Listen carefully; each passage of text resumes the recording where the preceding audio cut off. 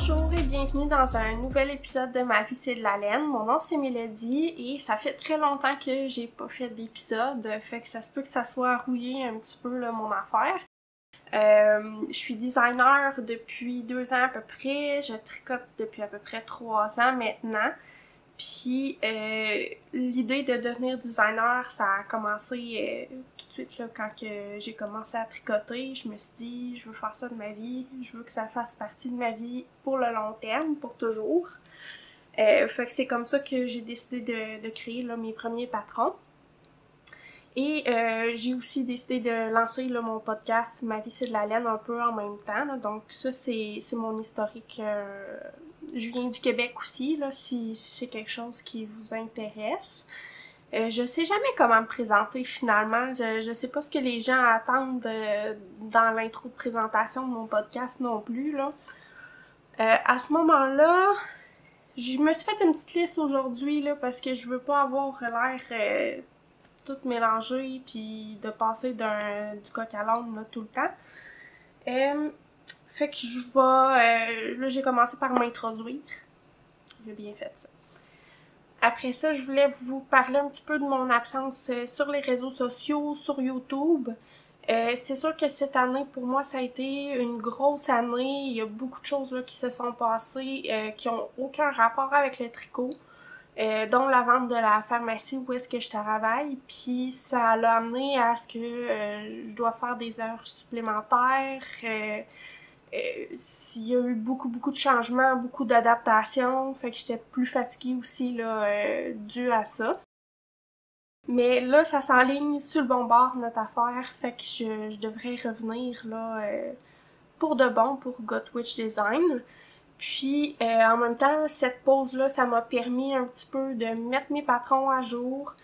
Ça m'a permis, j'essaye d'optimiser mes affaires de réseaux sociaux, là. Je suis pas très qualifiée, disons, là, pour l'instant, là, mais je mets du temps là-dedans aussi pour qu'il y ait plus de gens qui voient mes vidéos, qui voient mes autres contenus. Et d'ailleurs, j'ai commencé à faire des blogs. Fait que ça, c'est quelque chose que j'apprécie beaucoup là, ces temps-ci. Ça me permet, c'est moins time consuming, là, ça me prend vraiment moins de temps d'écrire un blog. Puis en même temps, ça me permet de faire ce que j'aime le plus dans la vie, là, que j'ai un peu réalisé dernièrement, c'est aider les gens. Fait que mon travail, c'est en pharmacie. Fait que c'est pour aider les gens là, en général que ça me passionne autant.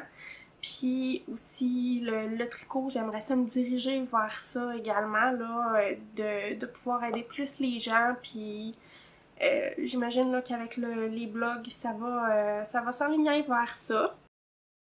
Puis étant donné que je me rends compte que j'aime beaucoup l'écriture à ce niveau-là par rapport au tricot, j'ai proposé dernièrement à mes abonnés sur la newsletter, infolettre en français. Je sais pas pourquoi je me mets à dire des mots en anglais que je suis pas capable de prononcer. Mais c'est ça, j'ai envoyé une newsletter comme quoi j'avais envie de créer des e-books. Fait que j'ai proposé là, aux gens qui me suivent de sélectionner le e-book que ça leur tenterait le plus de me voir écrire. Puis la grande majorité des gens ont répondu qu'ils aimeraient ça me voir faire un e-book sur des patrons sur les émotions. Puis c'est vraiment ce qui me tentait le plus aussi de mon côté. Fait que pour ça, je suis super contente. Merci beaucoup d'avoir pris le temps de voter et de me donner votre opinion. Donc, ce que je vais faire, c'est un e-book qui va être plus de longue haleine pour moi parce que je veux faire vraiment une collection tricot complète là, qui va aller dedans. Puis pour ça, ben ça va prendre du temps, puis je veux que ça soit des beaux patrons, je veux vraiment que le e-book soit complet, là, que ça donne vraiment une expérience complète. Puis je vais partager aussi des trucs sur les émotions, des petites méditations, des réflexions à avoir tout au long là, des patrons, des tricots. J'aimerais ça inclure ça à l'intérieur. Fait que c'est sûr que ça va me prendre quand même du temps. Donc j'ai décidé d'en faire 2 à la fois. Je vais commencer à écrire parce que le deuxième choix des gens, c'était comment devenir designer tricot, comment écrire des patrons. Fait que je vais m'aligner là-dessus pour l'écriture pour commencer, tandis que je vais commencer à tricoter là, les premiers patrons pour ma collection d'émotions en même temps. Fait que comme ça va pas prendre 10 ans, là, j'imagine, écrire un e-book, mais le fait de devoir écrire les patrons, les éditer, les tester, c'est sûr que celui-là, ça va être plus long un petit peu. Donc ensuite, je pense que j'ai presque tout passé au travers là, de mon introduction qui est beaucoup trop longue pour cette fois-ci. Là. Donc je vais arrêter de montrer aussi mes patrons d'avance sur les réseaux sociaux, là, de dire ça va s'en venir bientôt en test, parce que aussitôt que je le montre aux gens, même si je suis dans une phase de début, là, ça peut prendre des mois avant que le patron sorte.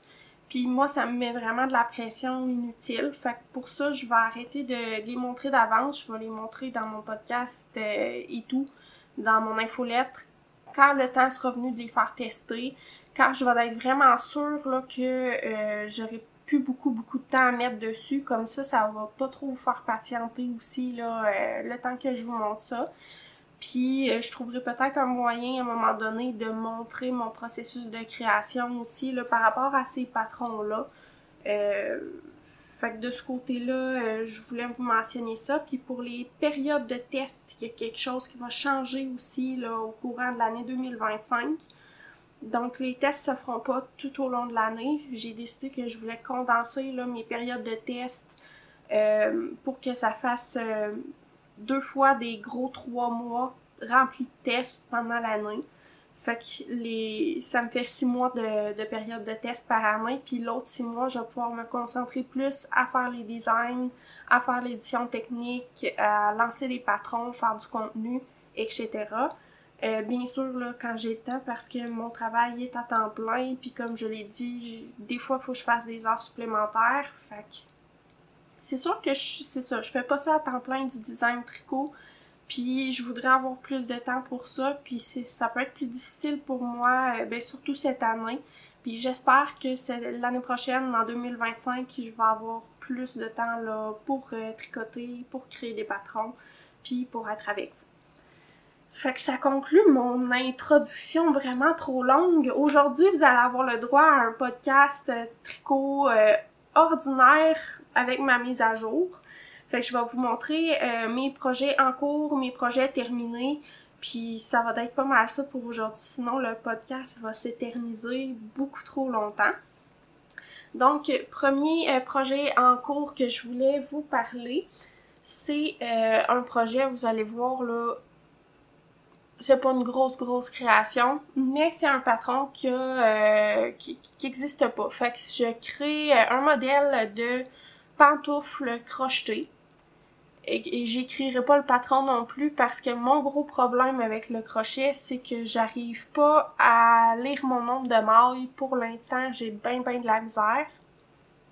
Mais je suis quand même capable un petit peu, là, ça s'améliore, ça va être ma 3e paire de pantoufles, fait que je commence à plus savoir où est-ce que je m'en vais, puis j'ai décidé d'y aller freestyle pour cette paire de pantoufles-là. J'utilise de la laine acrylique qui était dans mon stash depuis longtemps. Donc une laine acrylique que j'avais décidé d'utiliser là pour finalement pour je sais plus pourquoi je l'avais acheté au départ. Mais ça devait être pour mes projets de débutante là, parce que j'achetais pas des laines chères au début. Puis c'est ça. Fait que je tricote des pantoufles que je vais vous montrer à l'instant. Donc, la pantoufle que je voulais vous montrer, c'est tricoté avec l'acrylique. C'est une laine qui change de couleur un petit peu là, au fil du tricot. Donc, celle-là, je l'ai terminée. Les fils sont pas rentrés. Et puis, je vais la mettre dans mes pieds pour que vous puissiez voir. Fait que c'est rien d'extraordinaire.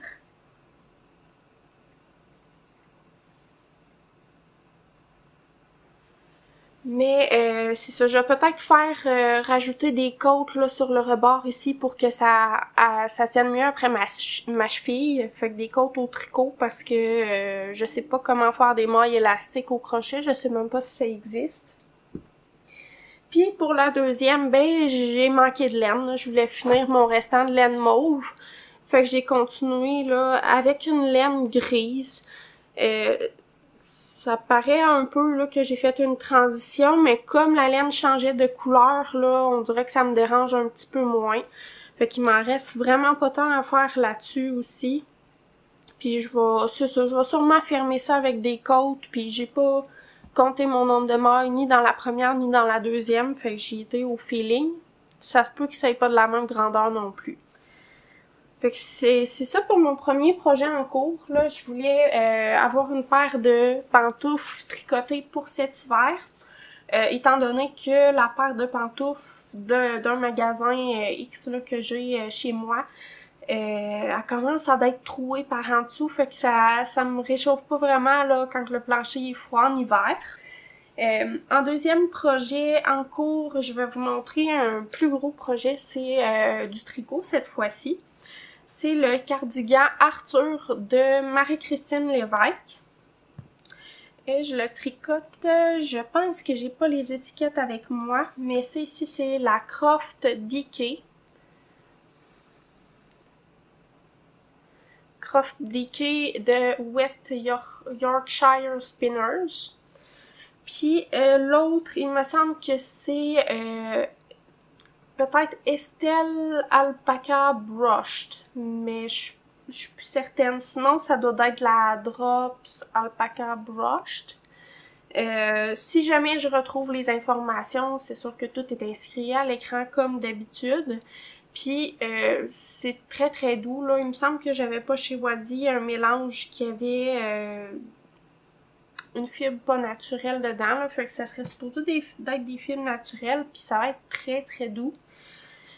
Et ça faisait longtemps aussi que je voulais avoir un cardigan noir parce que je porte des choses des fois avec des dessins, des choses avec des rayures, puis je sais jamais quoi mettre comme doublure pour que ça fitte ensemble, puis tant qu'à tricoter, ça serait le fun que mes choses y fitent ensemble aussi. Et je vais essayer de vous montrer un peu comment il est fait le cardigan, mais comme je suis pas très avancée puis qu'il y a beaucoup de fils qui sont un peu mélangés après, j'ai enlevé mes aiguilles là parce que je dois tricoter mes projets de Noël là avec les aiguilles. Fait que vous avez même un beau petit marqueur de Suzanne et ses folies dessus.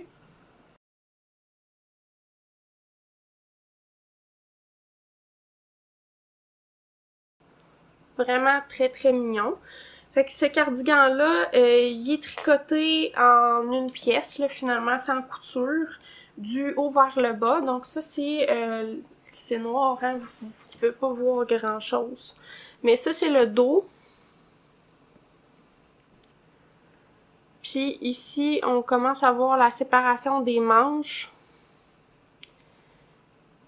Ça fait quand même un petit moment que je l'ai tricoté, là, mais il me semble que c'est des augmentations là, qui sont faites dans le haut des manches pour pouvoir tricoter. Je suis vraiment pas sûre. C'est peut-être de reprendre les mailles aussi. Ça fait vraiment un petit bout que j'ai tricoté. Comme j'ai dit, j'ai commencé à me mettre plus activement là, sur mes projets de Noël parce que c'est très très bientôt. Là. On est à peu près à une quinzaine de jours de Noël en ce moment. Fait que j'ai les aiguilles en feu un petit peu là pour ça. Puis ensuite, je voulais vous montrer un dernier projet en cours. Cette année, j'ai décidé de faire le MKL de Steven West. C'est un châle qui s'appelle Gogo Dynamo. Je l'ai dit avec beaucoup de style, je trouve. Puis ce châle-là, il est tricoté juste avec 2 couleurs. Fait que c'est ça qui m'interpellait beaucoup cette année. Encore une fois, pour faire une pièce là que je vais pouvoir porter avec plus de vêtements dans ma garde-robe. je l'ai pas beaucoup commencé, c'est ça, j'ai tout abandonné pour Noël, mais je compte les recommencer là, une fois que je vais avoir fini mes cadeaux. C'est ça, j'ai commencé le début. Il nous fait faire 3 demi-cercles, si je me trompe pas là.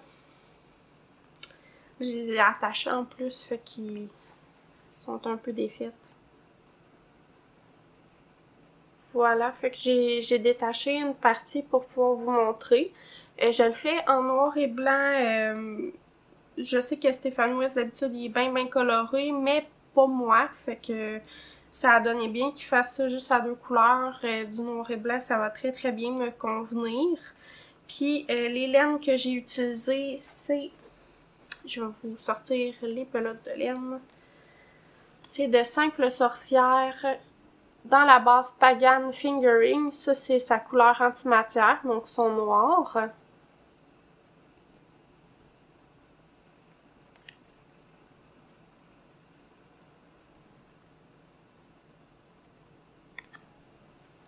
Fait que c'est une base qui est très douce. J'ai déjà tricoté un petit peu avec. Puis je pense que pour un châle, ça va vraiment très bien convenir. Puis c'était déjà dans mon stash.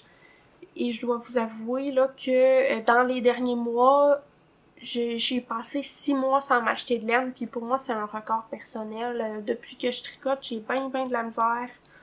J'ai accumulé de la laine pour des années, je pense, à venir. J'ai dépensé des payes là-dedans.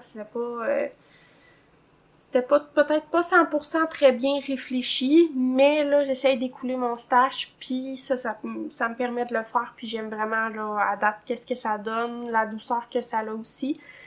Et l'autre laine que j'utilise, c'est de Fibrani. Je pense que c'est sa base nuage, là. Il y a de l'alpaca, puis du coton dans cette base-là, puis de la laine, si je me trompe pas. Fait que c'est un fil qui est très duveteux, puis je vous dirais que ça correspond entre de la fingering puis du decay. Parce que le fil il est fluffy, là, on peut le tricoter vraiment plusieurs échantillons. Fait que moi, ça se marie super bien là avec la fingering que j'ai choisi. Ça va rendre mon châle chaud, doux et très doux. Fait que je vais sûrement, une fois qu'il va être fait, je vais le porter, c'est clair. Ça va devenir un de mes châles préférés, je suis pas mal sûre. Et ça conclut pour nos projets en cours. Je vais faire un autre épisode complètement là, pour mes projets de Noël parce que je veux pas partager nécessairement les projets que je fais finalement sur YouTube puis qu'il y a quelqu'un qui les voit par accident. Ça gâcherait un petit peu la surprise. Fait que je vais faire un épisode séparé là, pour cette partie-là. Ensuite, comme projet terminé, j'imagine que vous aviez deviné que j'ai terminé ce chandail-là.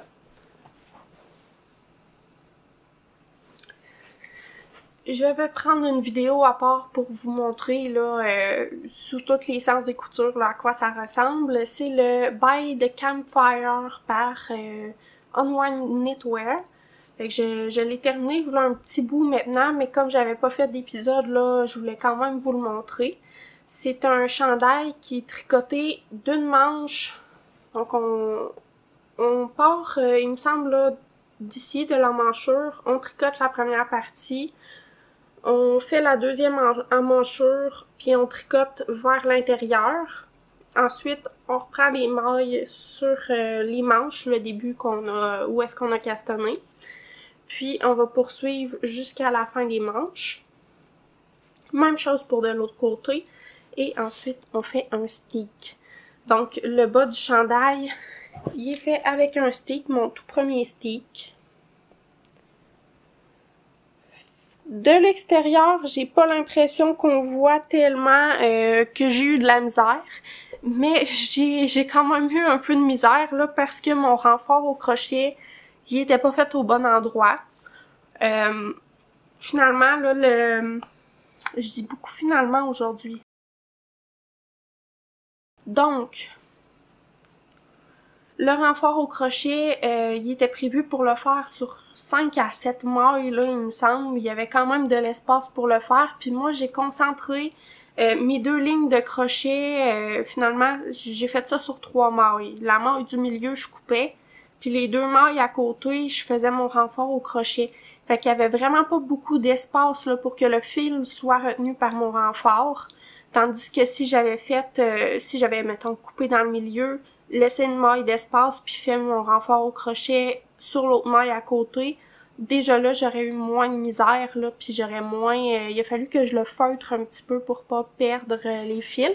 Mais comme c'est une laine rustique, ça s'est bien passé quand même. Vous allez voir, là, je vais vous montrer.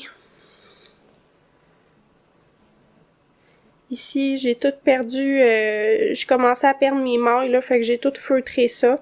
Le renfort au crochet, il s'éloignait vers l'intérieur, là, puis je perdais des petits bouts. Bref, si jamais vous faites des renforts au crochet puis des sticks, tout le monde dit que c'est pas épeurant. Effectivement, c'est pas si pire que ça, mais faites attention pour faire votre renfort au crochet au bon endroit, parce que sinon, les fils seront pas assez longs pour s'agripper ensemble. Et les laines que j'ai utilisées pour ce projet-là, c'est de West Yorkshire Spinners. C'est une compagnie, il me semble, de l'Angleterre. Et c'est ça, c'est dans le Jacob.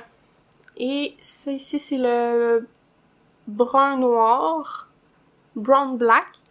Le brun moyen ou gris moyen. Et le écru que j'ai utilisé pour le blanc. Puis j'aime vraiment beaucoup cette laine-là. Je la trouve un peu lourde une fois portée, là, mais c'est sûr que ça, c'est très gros, là, c'est vraiment pas près du corps. Fait que si j'avais à me refaire un chandail avec, plus près du corps, je penserais pas que je trouverais ça si lourd que ça. Mais si je le compare, mettons, à de la nutidène, à un fil qui est pas retordu, c'est quand même plus lourd un petit peu pour la grosseur de l'item. Mais moi, j'aime beaucoup ces rustiques. C'est sûr que si vous avez tendance à avoir la peau là, qui gratte là, avec des laines qui piquent, peut-être que c'est pas pour vous.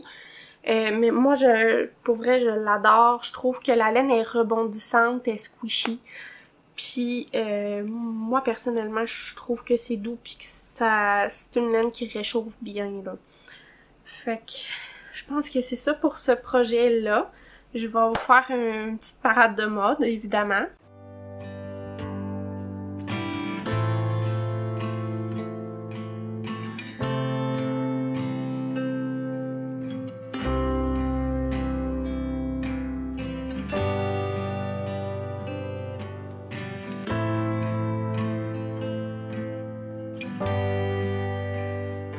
Et je suis prête à vous présenter mon deuxième projet terminé pour aujourd'hui.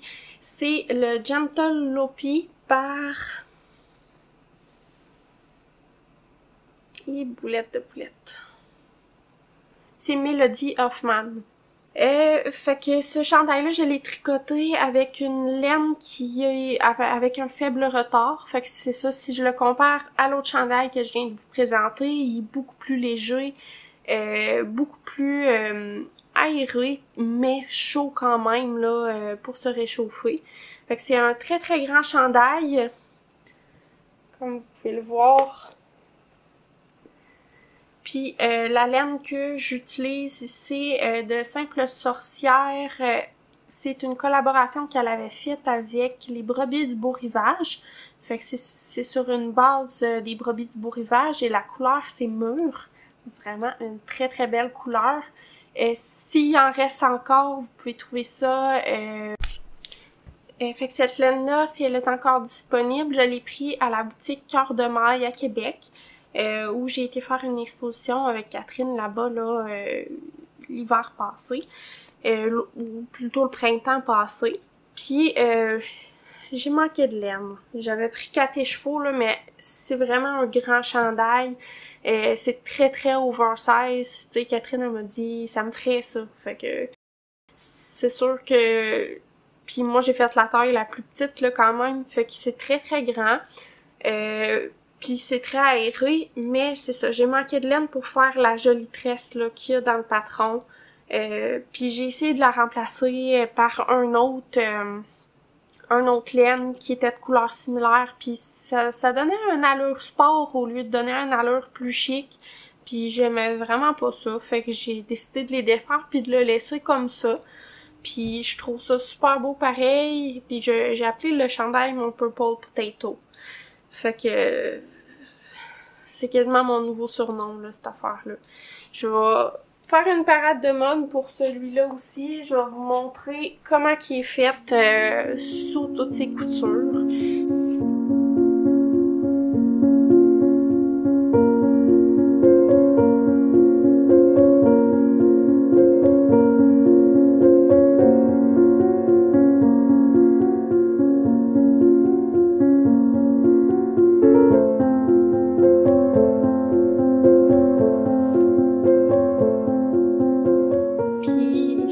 Ça conclut pas mal pour l'épisode d'aujourd'hui, je crois. Fait que je voulais vous remercier là d'être avec moi aujourd'hui, de m'avoir écouté jusqu'au bout, puis de m'accorder votre temps comme ça, de me supporter toujours là, même si j'ai pas fait d'épisode pendant longtemps, vous êtes restés abonnés à la chaîne là, puis vous avez continué de me donner du support, de m'envoyer des messages, puis je l'apprécie vraiment, là, même si j'ai été moins disponible dernièrement. Et je voulais aussi faire un petit teaser pour un autre épisode que j'aimerais sortir bientôt pour ma boîte de bas. Fait que j'en dis pas plus, puis on va se revoir dans un prochain épisode. Bye!